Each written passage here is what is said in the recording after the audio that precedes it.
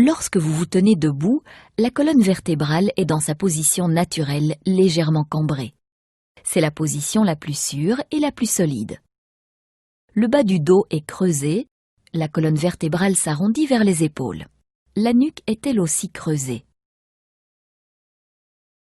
Entre deux vertèbres se trouve toujours un disque intervertébral.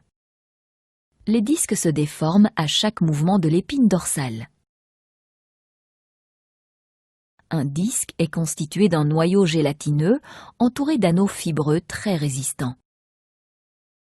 Ensemble, ils forment un système de ressort parfait.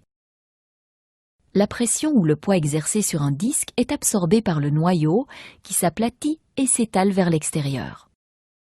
Il renvoie cette pression de l'intérieur vers l'extérieur à travers les anneaux fibreux. Plus forte est la pression, plus grande est la force exercée sur les anneaux fibreux.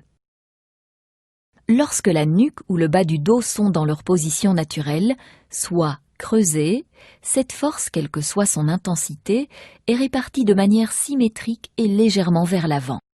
C'est la position la moins dommageable pour les disques intervertébraux, puisque l'avant du disque est sa partie la plus résistante. Les anneaux fibreux sont plus résistants vers l'avant que vers l'arrière. Se pencher en avant ou encore arrondir la nuque ou le dos peut être la cause, entre autres, de lumbago et d'hernie. Lorsque vous vous penchez, vous levez ou vous asseyez avec un dos rond, vous déformez vos disques. Votre dos passe de sa position creuse vers une position arrondie. À cause de cela, les disques sont ouverts vers l'arrière et les anneaux fibreux de l'arrière sont étirés.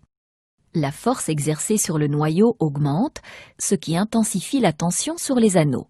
Les disques se resserrent vers l'avant et les noyaux sont fermement repoussés contre les anneaux fibreux arrière. Avec un dos arrondi, la pression exercée sur les noyaux est complètement déplacée vers l'arrière du disque, c'est-à-dire dans sa partie la plus faible. Retenez donc que les maux de dos n'apparaissent pas en se penchant une fois de temps en temps, mais bien en prenant cette position plusieurs fois dans la journée ou en étant assis le dos arrondi, penché vers l'avant pendant de longues périodes. Les anneaux fibreux arrière doivent alors supporter une lourde charge. Parfois trop lourde même, puisqu'il arrive très logiquement que certains ligaments se froissent ou se rompent, ce qui peut entraîner un lumbago. Une fois votre dos affaibli, le risque de blessure sévère augmente puisque l'on retombe facilement dans cette mauvaise habitude d'arrondir le dos. Les anneaux affaiblis sont alors fortement sollicités, ce qui occasionne de nouvelles blessures au dos. C'est comme cela qu'un lumbago peut se transformer en hernie.